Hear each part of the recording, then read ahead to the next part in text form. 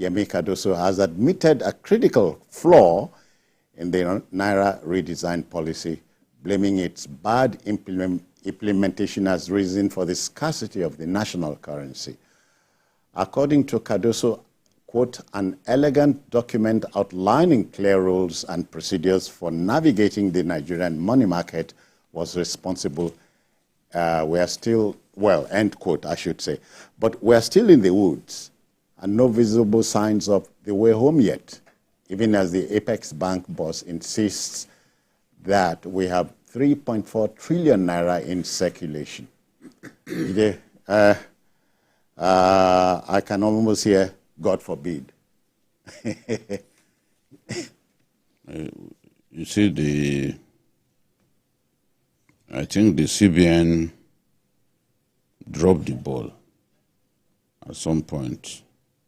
Nigerians, they should have approached the Supreme Court early, knowing that the Supreme Court set a fresh deadline.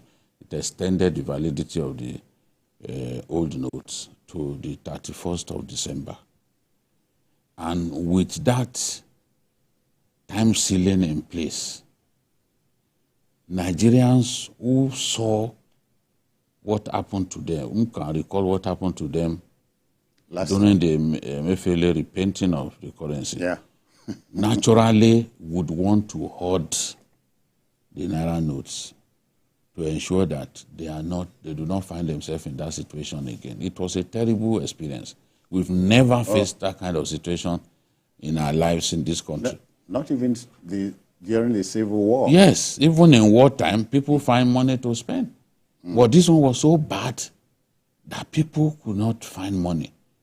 People had patients in hospital who were dying. They could not find the money to save their lives. People lost their businesses, especially small and nano businesses. They suffered because, to say the least, because of a policy that some delusional people thought they could use to stop somebody from winning an election. So have they succeeded now? Well, they subjected Nigerians to unbearable pain. Now, Nigerians, they say, once beaten, twice shy. Yeah. You fool me once, shame on you. Fool me twice, shame on me. So Nigerians began to withdraw their Naira notes from the banks and were hoarding them in anticipation of the deadline that was to be December 31st. By the time the CBN and the government approached the Supreme Court to extend the validity of the currency indefinitely, the harm had been done. There had been a run on the banks. People had taken their money. And I said before that given what Nigerians went through early this year, the banks, the confidence of people in the banks will have been completely eroded. Many people, you can't tell them, they don't even enter banks anymore. Do we learn anything, Jide?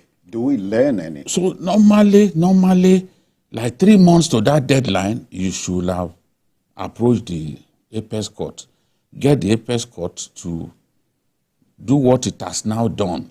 But the harm had been done. A lot of people had already bailed with their money. They've kept their money, their soakaway pits, they've kept their money in different places. Now, the banks don't have enough money in their vaults. So, this is the situation. We have... But the CBN boss is saying that 3.7 trillion naira... 3.4. 3.4 trillion is in circulation. It's in circulation, but people are hiding it. It's not in the banks. People chose not to put... Because you will not go to the banks, you expect the ATMs to dispense cash. You go to ATM galleries, they don't have enough to dispense. You go to the bank, you enter the banking hall, they are telling you they can't give more than 10,000. So, taking us back to the Mefele something is wrong. Because, you see, in February, according to the CBN, we had 1 trillion in circulation because they mobbed a lot of the currency. But after the policy was relaxed, people, seemingly... Yes, they pushed more currencies into the circulation, to calm the storm down. But people took the money and kept. It's a very simple thing that has happened. It's not, you don't need to be an Harvard-trained economist to know why we're experiencing this situation. But the government has said, okay, for people depositing money, there will no longer be charges on 500,000, for example. They think that will be an incentive to get people to use money. The banks, you know. Yeah. But it's going to take a while because a lot of people, especially the poor people in the rural areas, they still don't know that deadline had been indefinitely extended. Yeah. So they have to continue to sensitize our people.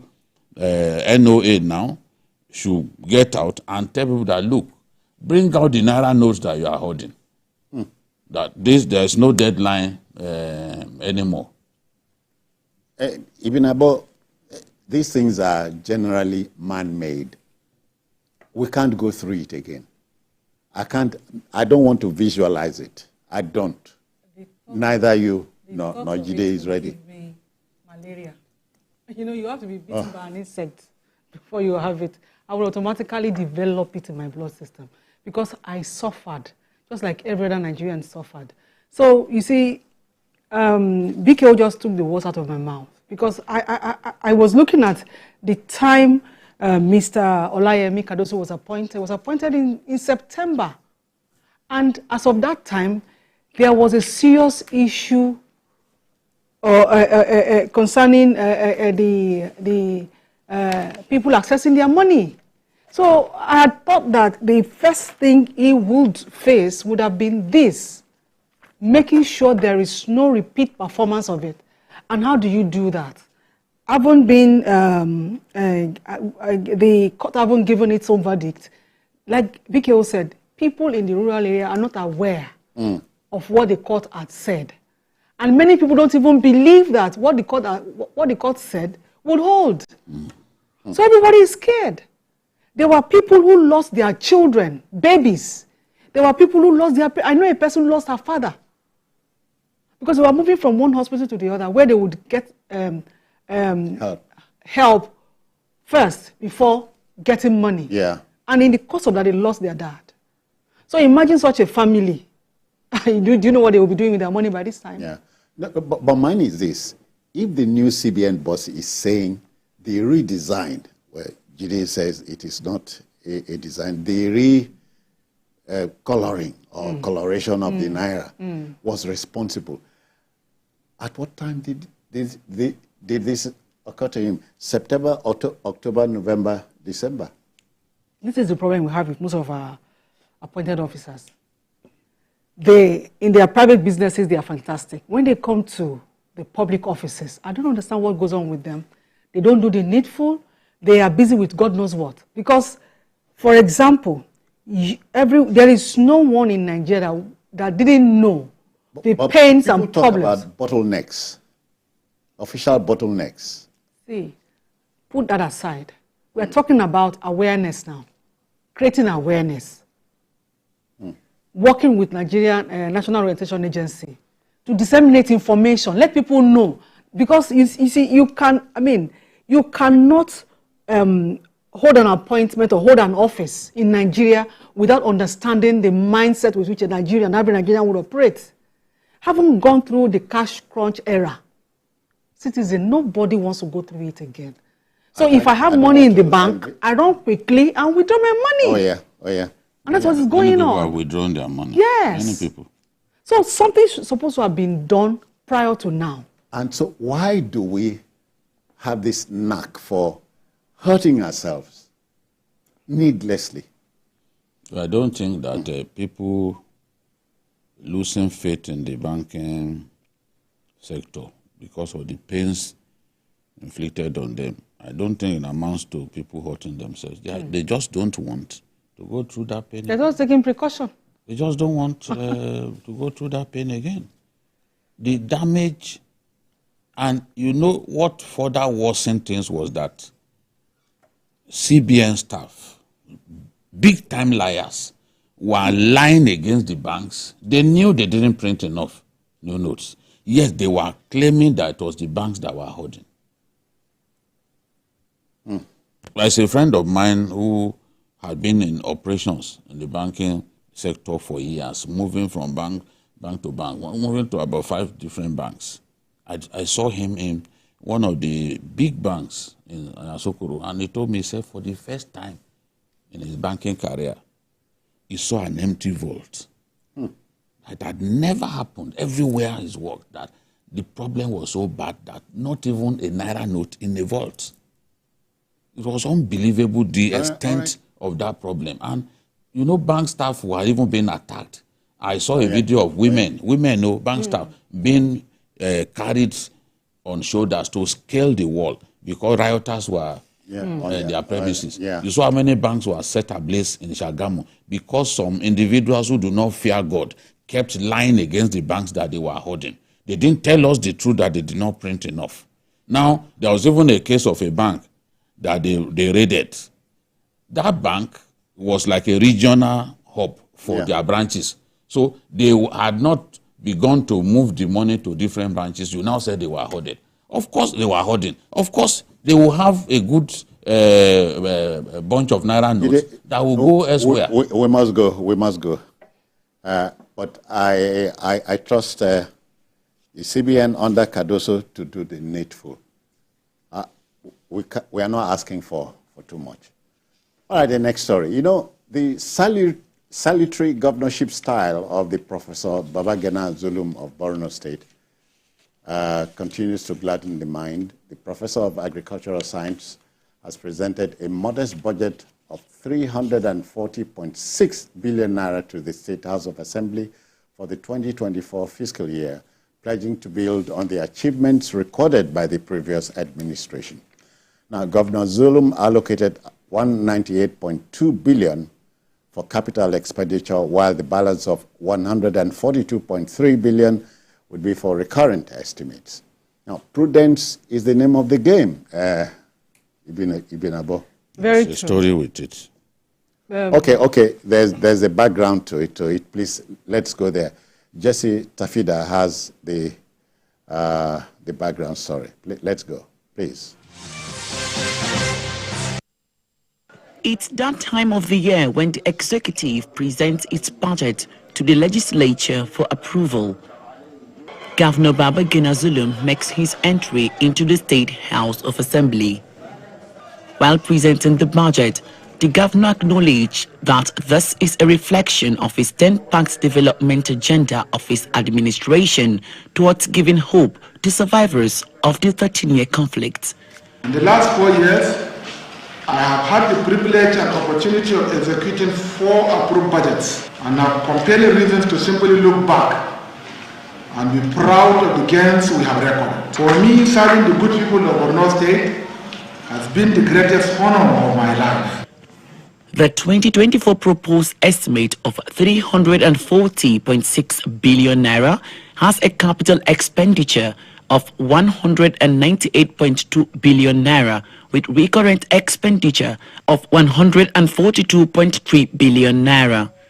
Out of this, the Ministry of Finance got 53 billion, Health was allotted 51 billion, Works got 45 billion, and Education was given 39 billion naira. The governor explains that strategies have been put in place to ensure the effective implementation of the project and the harmonization of developmental projects, part of which is ensuring effective service delivery. I want to notify you that I will be highly ambitious in providing development, and I will not let you down. The Borno that I will lead, inshallah, will be more peaceful, will be more secure, more vibrant, more industrial, more developed. The State Assembly will seize the opportunity to debate state policies and invite key members of the executive from all ministries, departments, and agencies. The 2024 budget is themed Consolidation and Progress. As Governor Babagana Zulum's budget of consolidation and progress awaits approval by the state legislature, residents are hopeful that it will impact positively in their living conditions. Jesse Tafida, TVC News. Maiduguri. Many thanks, Jesse. Even above, it's the style is the man. So the man has a peculiar style. It does. It does. I remember when the 30,000 naira minimum wage issue came up. Yes, it was the first governor to pay. And he had done a lot. You know, he inherited a lot of issues from his predecessor, Shetima. But he was able to hold it down, was able to, you know, run the state calmly and coolly. I could remember there was a time he visited a school in the rural areas where he honored a teacher, a school teacher. So you see, this is a government that is very close to the people. He's not aloof. He's very close to them. So I believe in his budget, and I believe that it will scale through. He wouldn't, have hurdles to scale. Jide has been to that part more than once, twice. Yes. And so can tell us one or two more things? Yes, as you said, that the man is truly special, no doubt about it. I've never seen any governor like him. He stands out among the governors of his generation. This is the truth. This is verifiable. The projects that he completed in just 100 days of his second term, some people don't complete those projects in years. I was physically there when the vice president was asking him. You know, he built a PHC, a primary health center, from scratch. Completed, equipped, furnished, you know, and it isn't not in one place, in different local governments. So the vice president was asking, are you saying you did all of this in 100 days? During his first term, in 100 days, he completed some model schools. Those model schools, story buildings, everything, he had put air conditioners and everything in those schools. When you see some of the schools in Borno State, you think you are looking at the Senate building of a university.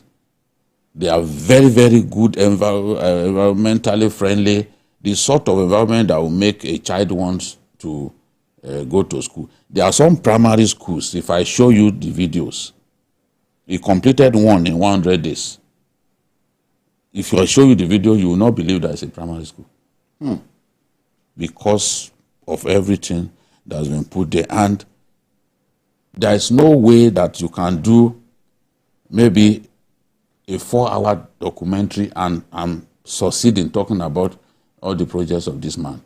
Because every day is on his feet, walking and walking. I don't know where he finds the energy. Well, it said that a team is as good as the captain. So he must have a good team. He has a good team, but he is the conductor leading the orchestra. Whoever he works with, because his style is infectious. What they tell me is we know what to expect if we don't deliver. So we don't want his anger. You know, he has no time to sit down between interviews here and there. He just focuses on his work. Have you ever seen Zulum doing a live interview? It won't happen because he's so busy. And now you can see the focus. Look at how much he's setting aside to health. Borno State is the best in primary health care in our country today. They won a World Bank prize, running into hundreds of thousands of dollars.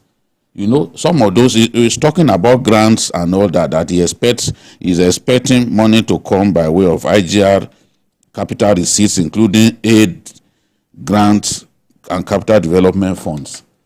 For some of the achievements that they've recorded, you know, the World Bank tries to encourage states to excel in the area of school enrollment, in the area of healthcare delivery, and there are incentives. So Borno State defeated other Nigerian states and emerged the best in the country in primary health care. For that, they got tons of dollars. And they can now use that money maybe to sink boreholes here and there. People ask, where does he get the money?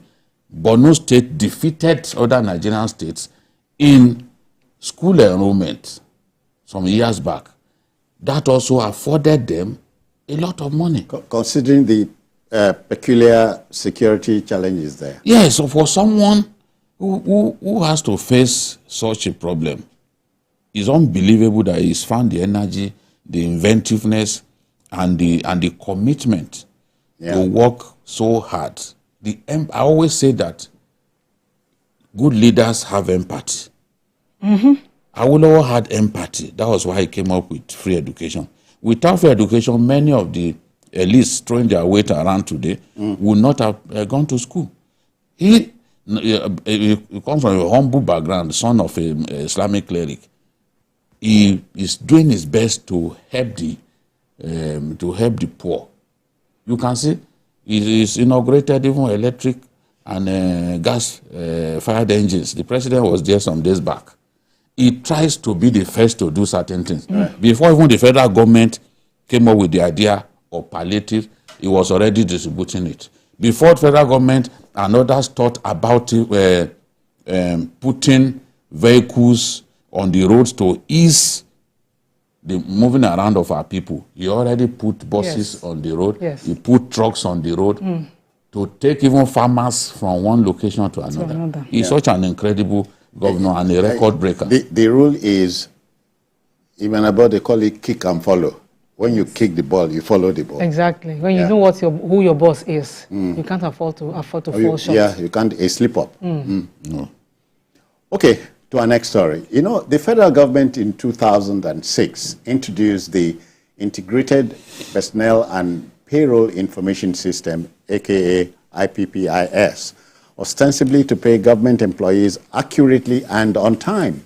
The Academic Staff Union of Universities, ASU, was averse to this and created a preferred platform known as the University Transparency and Accountability Solution, UTAS. Well, the running battle between federal government and ASU is over, as the government has exempted universities, polytechnics, colleges of education, and other tertiary institutions from the IPPIS platform. Minister of Information and National Orientation, Mohammed Idris, reasoned that the idea was to afford tertiary institutions the freedom to run their affairs. We're getting somewhere with this issue, don't you think?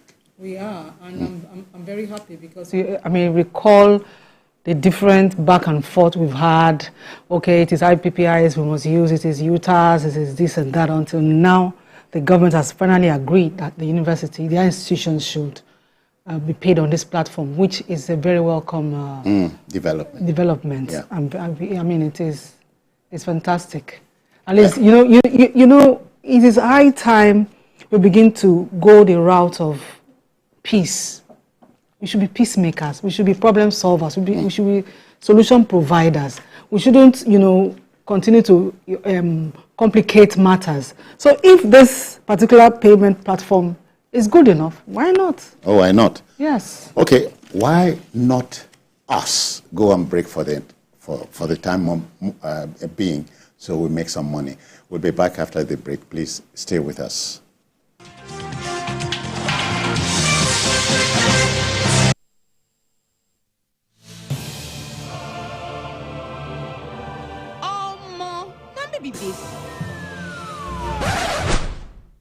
See trouble. So today, I said I should treat myself as salary just enter. I ordered my food and was looking forward to demolishing all the orishi. Pay before serving. Are they run? Oh yeah, time to pay rich now. Food where you never pay for. Now here my card begin acting. Hey. You know what? You know what? Okay. After debiting me, it's like this one wants to find my trouble. See premium dragging. Oh, because this card did not work. Save yourself the embarrassment. Get a card that works with MoneyPoint's personal banking. Download the app, request for a card and have it delivered to you in 48 hours. Experience banking on point because your money no go hang. You're heading home from work. In the busy traffic, your car breaks down. Car horns blast. Your car is pushed aside. You call for help. Phone battery blinks and dies. You take a cab. Few miles, tire bursts. What a day. Frustrated, sweating, and tired. Nearing home, darkness envelops the street. Wow! Just one house is bubbling with life. Brilliant lights, loud music, smiling wife, all welcome you.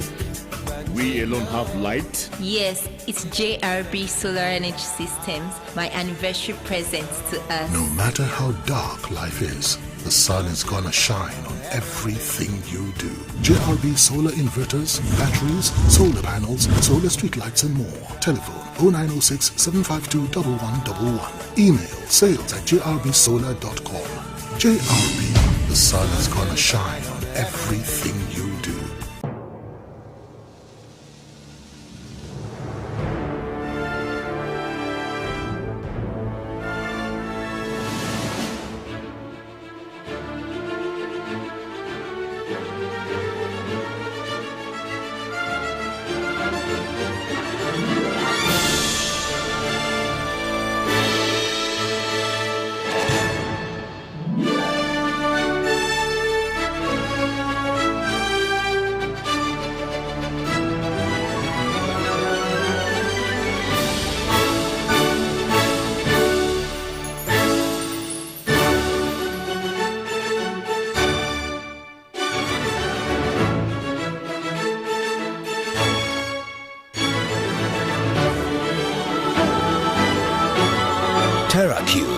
Unwrap joy, unleash taste.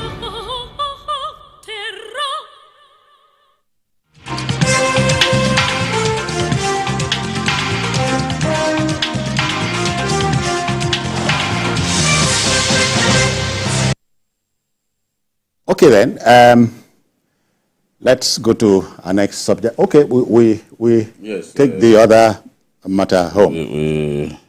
We are the IPPIS man. We are IPPIS. Yes. Yeah. We actually just introduced it when we went on break. You see, on this program, we have demanded repeatedly that they should not continue to use IPPIS for universities because it's completely antithetical to the university system. The university system thrives on what you call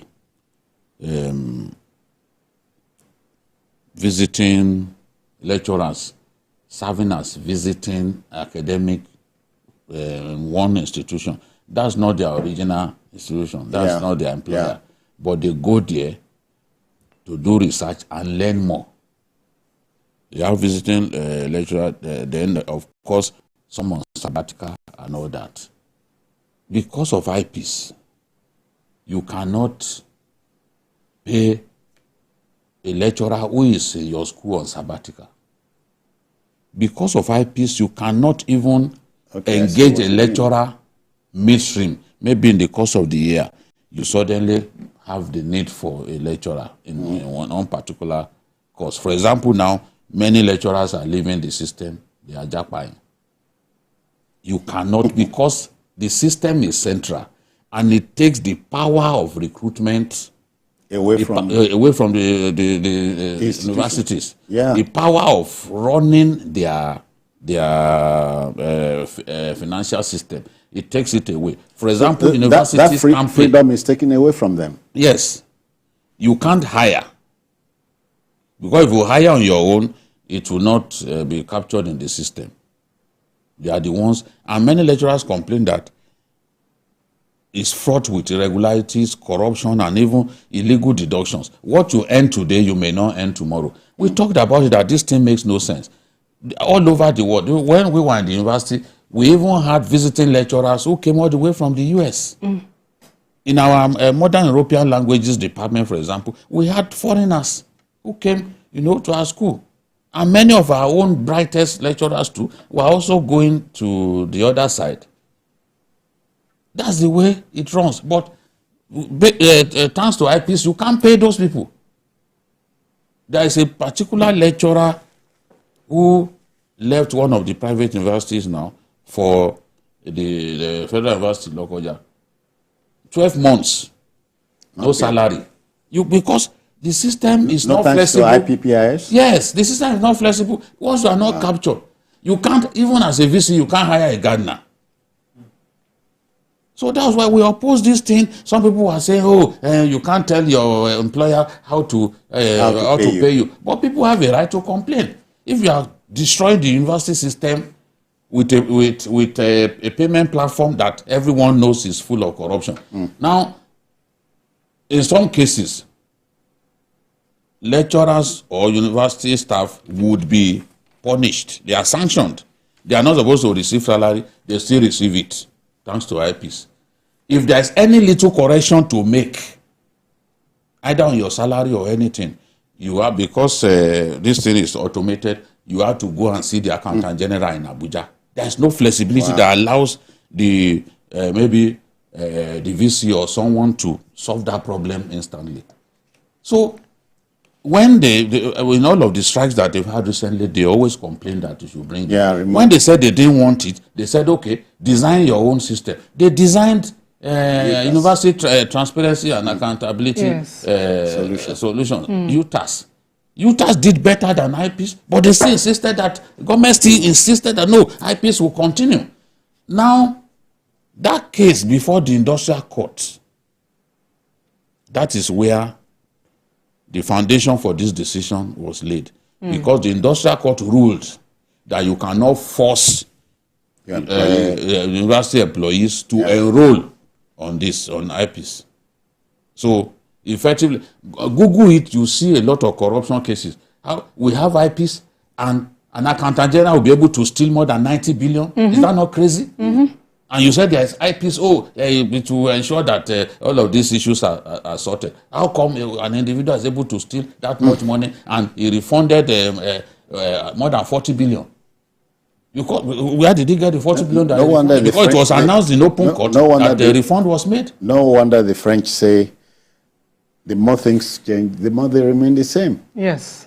So I'm happy that government has abided by the decision of the industrial court, because the industrial court affirmed that you cannot force them to enroll on IPPIS. So I'm happy. It was ASU that went on strike. It was ASU that government took to the industrial court, but other tertiary institutions are going to benefit from this in the final analysis. IPPIS is not needed in the university system. It's as simple as that. You know, they need something more flexible. And they need some level. The Federal Civil Service may continue with it? Of course, they will continue, because these ones, they already said that they are disenrolling them from, tertiary institutions. Disenrolling tertiary institutions. So they are not talking about others. They will continue. But the problems of IPPIS remain. If you do a thorough scrutinization of this IPPIS, you see that it has brought more harm than good. What is the benefit of having IPPIS where people are still able to steal with reckless abandon? Part of the problem that we have with our Naira sliding the way it's sliding is because people who have stolen billions in Naira, they are rushing to convert to a more reliable currency. It's not based on any economic whatever. This demand is unusual, it's unreal, the demand for the dollar. A lot of the people asking for the dollar, it's not as if they want to do business with it. They are just using it to store the Naira that they have stolen. And the system is so loose that an individual will be able to steal up to 94 billion. Come on. All right. So it's an open sesame now. All right, we take on our last story. You know, the befuddling politics of Nigeria's treasure of the nation, I should say, River State, continues to unfold even as it befuddles the keen watcher. In the latest development, embattled Governor Simila Nalayi Fubara presented the 2024 budget estimates to only 4 out of 32 lawmakers. Well, I hear it's 31 now. The ruling All Progressives Congress, APC, has faulted this oddity, adding that it was unconstitutional. Chairman of the State APC Caretaker Committee, Tony Okocha, cited Section 122 of the Constitution to back his claim, reflecting that the infraction was sufficient to commence an impeachment process. Indeed, according to the late Italian diplomat and politician Niccolo Machiavelli, politics have no relation to morals. Ibn Abo. Interesting times. Your state is leading the way. Honestly, the cauldron keeps getting very intense. And I tell you, there is palpable fear in Rivers State because people don't really know what this will degenerate into. Yeah. I mean, look at how it started. It started with there was a fire incident in a particular part of the assembly. From there, the next thing, the governor was demolishing, and they engaged 11 bulldozers. That is to say that this thing must come down today. Tomorrow will be too late. That around 6 a.m. So the pictures are there. And then the next thing, we are hearing that he has presented a budget of 800 billion to 4 members of the legislature, the state legislature, and you begin to wonder what is going on. But you have heard that Fubara has signed it into law. Yes. As we sit here. And this today, the speaker who was who the court declared unfit for now had his own plenary too somewhere in the legislature's quarter. So there are so many things going on. But what is really bad in all of this is the fact that Rivers State indigents are suffering. Yeah. When you hear Rivers State, you know, I mean, before now people are better informed. Before now, if I told anyone that I was traveling to Rivers, they would say, bring plenty fish, bring this and that. Meanwhile, you are going to get that fish cheaper here in Lagos than you will get it in Rivers State. That's crazy. It's crazy. Crazy to hear. People are saddled with so many problems, financial. Expensive state. Yes. And then you are coming up with all of this. It's unfortunate. And more so at this time. At this time, it's unfortunate. When the late French general, Charles de Gaulle, said politics is too serious a business to be left to politicians, he knew what he was talking about. Yes, and frankly, we do our best to regulate their conduct, to advise them what to do, what not to do, and all that. And people will recall on this program that I appeal to both men, his son Wike and his godson, to not fight, to resolve their differences. And the governor came back from a meeting with Ashwaju and said, look, this is just father and son quarrel that everything will be resolved and all that. But as a governor with tremendous powers, tremendous resources, people will come around you and tell you, no, forget him. He cannot do anything to you. You can use 4 persons to have your budget passed. After all, your elder brother in Edo State has been doing that. That one famously ran the state with, I think, about 9 or 10 lawmakers, ignoring the fact that not allowing representatives of the people 14 elected to properly members represent their constituencies, present the demands of their constituencies on the floor of the House, amounted to misgovernance in itself and extreme wickedness.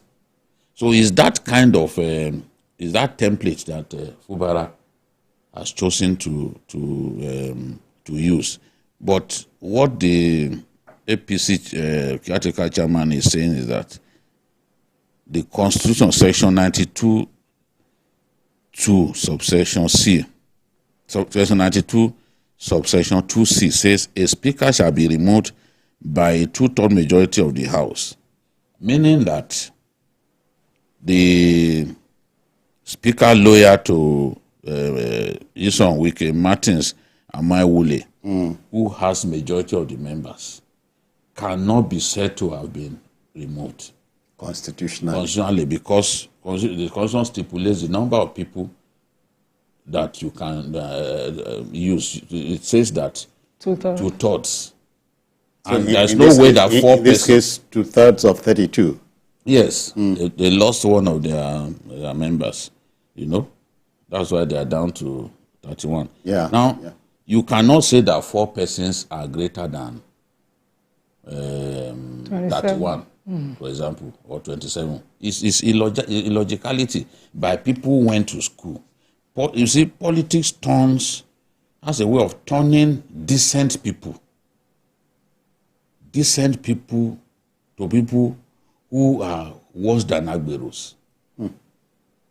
You see it in their conduct. It changes them totally. As far as they are concerned, the end justifies the means.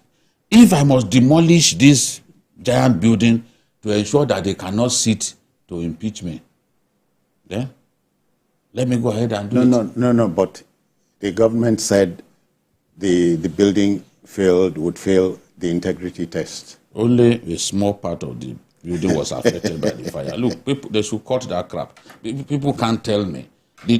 Have you seen the river? Did you see the Rivers House of Assembly before the demolition? No, I saw the expanse, yeah. Not what you see in video. I've been there when we interviewed Wiki. I know how big the place is. Very big. So a small part of the building was affected. That small part that had failed the integrity test, you can demolish it. It's wasteful. And then you are going to use taxpayers. It's wasteful to demolish all of that complex. No, now. You can't do that. Look at that, yeah. You know? See, look at the way it is.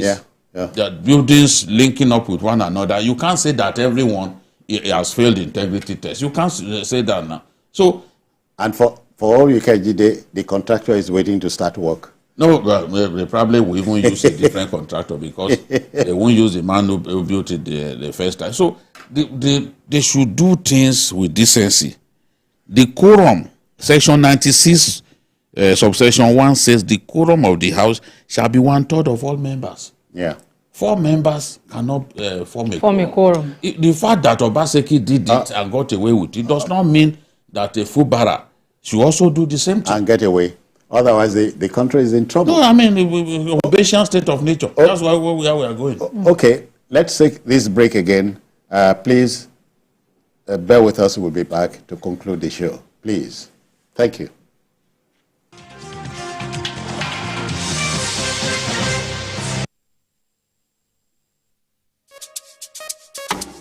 It's like every other year, my wife wants to paint, and her own kind of budget just makes me want to faint. 50 buckets of paint? Make it make sense. I'm only dropping cheddar if it's using Santex. Santex? Yes, Santex. The amazing durability is more than mere text. Rich quality paint within your budget. So make the smart choice. Paint with Santex. Can't go wrong With a smart choice. Santex paint. Smart choice. Paint your dreams on the walls of your reality. Buy Santex paint products from October to December 2023 and win amazing prizes. Offers available at authorized Santex paint stores across Nigeria. Santex paints, the smart choice.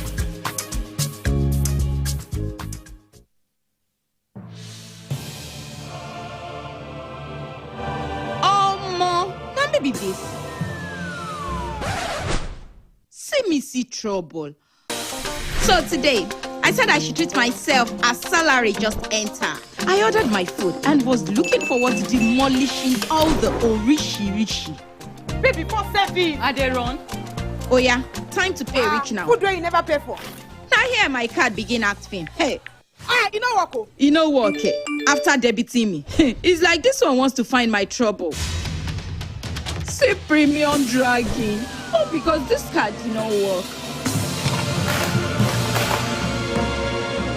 Save yourself the embarrassment. Get a card that works with MoneyPoint's personal banking. Download the app, request for a card and have it delivered to you in 48 hours. Experience banking on point because your money no go hang.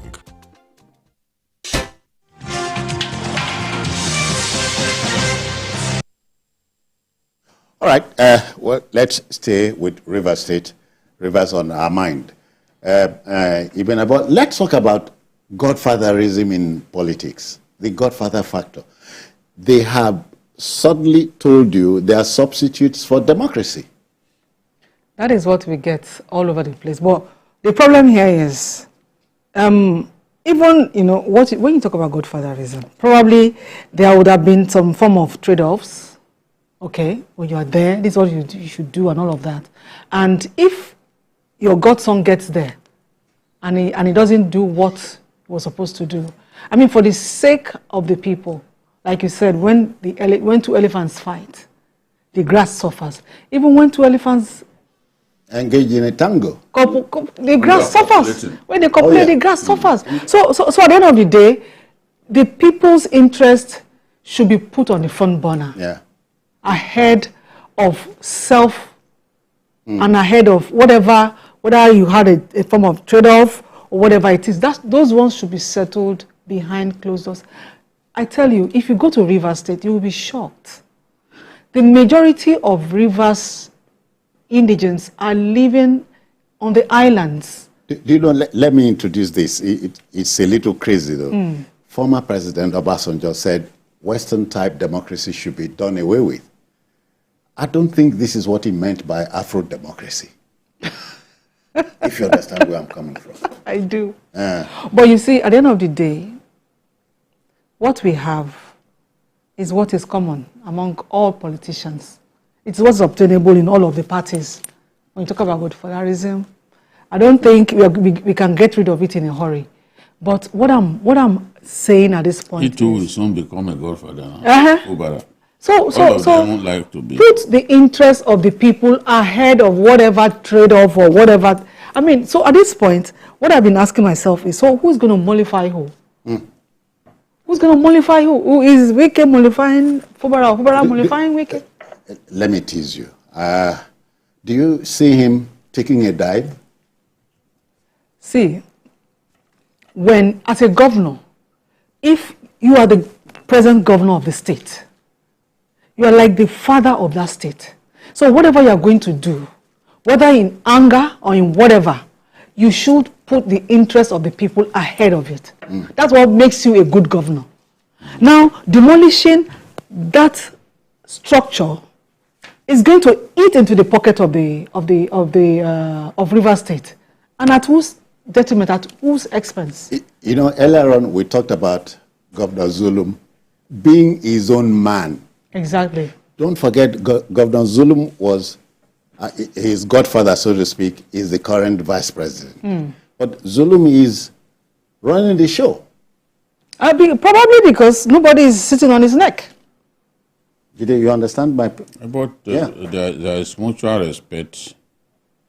Both of them, they understand one another.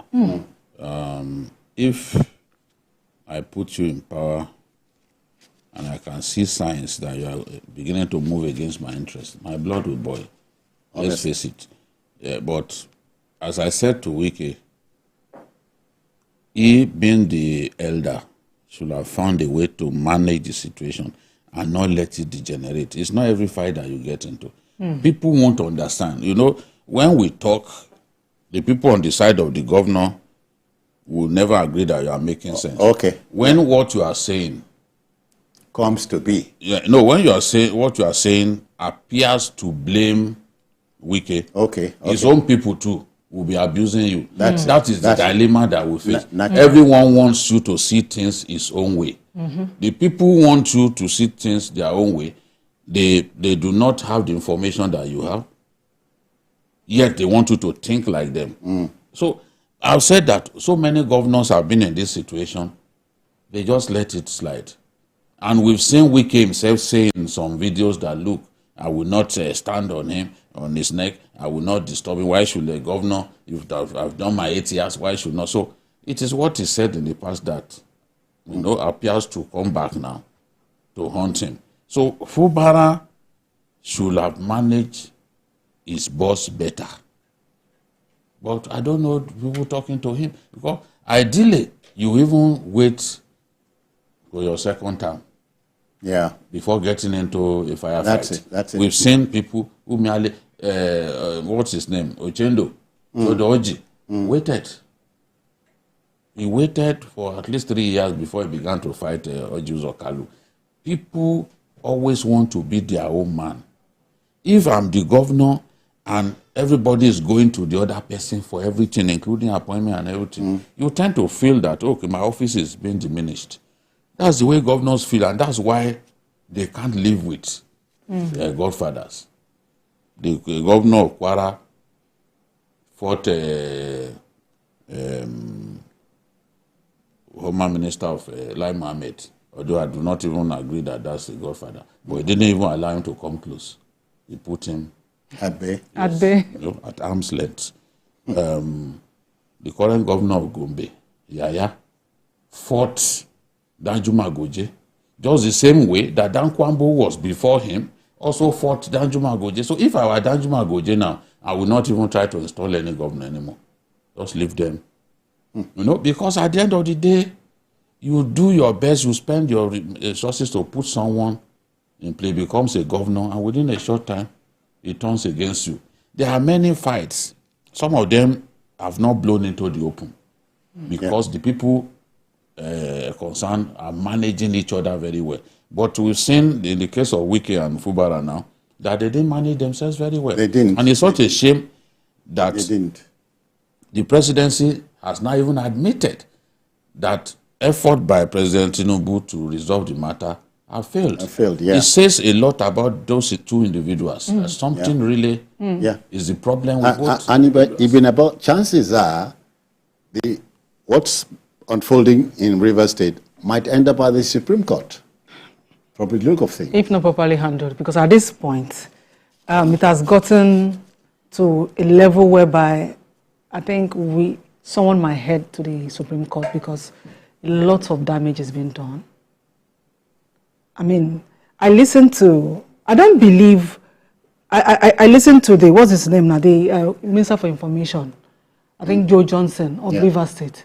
And he said, he gave an excuse that the reason for the demolition was because the whole structure that was built 20 years ago failed integrity test. Oh, yeah.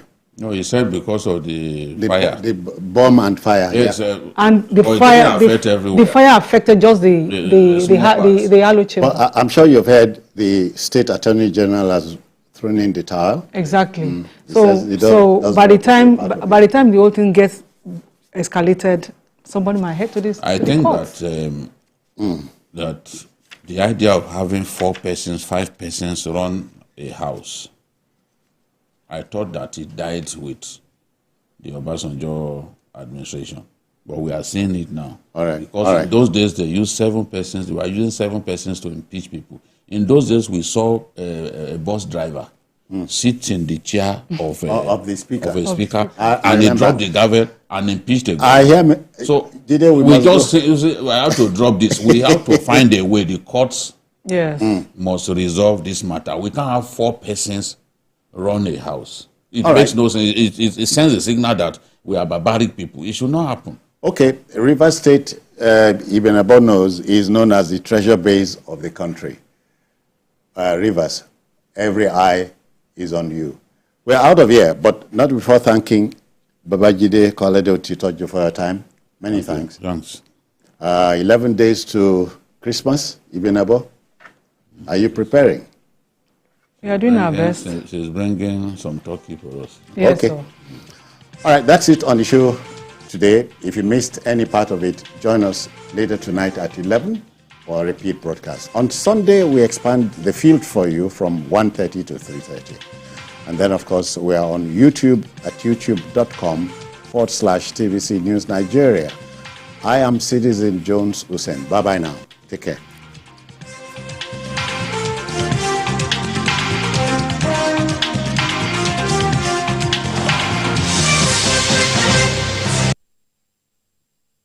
Paid presentation by ShopX TV. Do you struggle with having an active and healthy lifestyle due to your busy schedule? Do you find it's difficult